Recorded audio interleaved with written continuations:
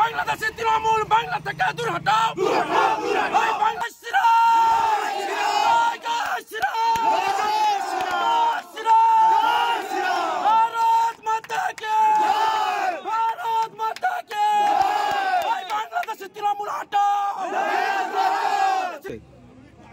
নন্দীগ্রাম বিধানসভা আমাদের বিরোধী দলনেতা তথা আমাদের পরম আত্মীয় শুভেন্দু অধিকারীর গড়।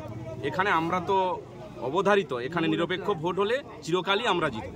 যে কোনো নির্বাচনে, শুধু ব্যাংকিং নির্বাচন নয়, যে কোনো সাধারণ নির্বাচন হলেও আমরা প্রতিটা নির্বাচনে বিপুল ভোটে জয়লাভ করব।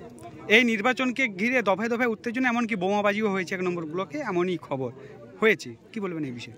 শুনুন, এখানে শুধু নয়, এই ল্যান্ড বা কার ব্যাংককে কেন্দ্র করে সমস্ত কেন্দ্রে, ভোট কেন্দ্রেই উত্তেজনা সৃষ্টি করেছে প্রশাসন, সঙ্গে পুলিশ এবং তৃণমূলের ক্যাডাররা মিলিতভাবে সমস্ত জায়গায় এরকম বিশৃঙ্খলা করেছে। শুধু কেবলমাত্র নন্দীগ্রাম বিধানসভা আমাদের অনেক বেশি শক্ত ঘাঁটি, তার ফলে আমাদের এখানে কোনো রকম কিছু করতে পারে না, তার জন্য আমরা এখানে জয়লাভ করেছি। আগামী দিনের লক্ষ্য পরিকল্পনা কী রয়েছে?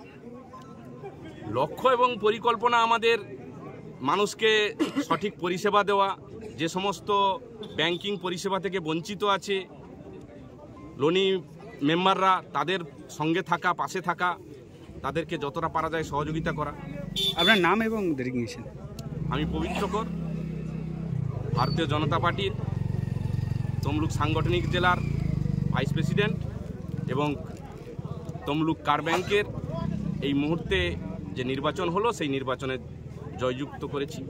ধন্যবাদ। বিজেপি আবার কারা? নন্দীগ্রাম 2 নম্বর ব্লকে জিতলো কারা? বিজেপি আবার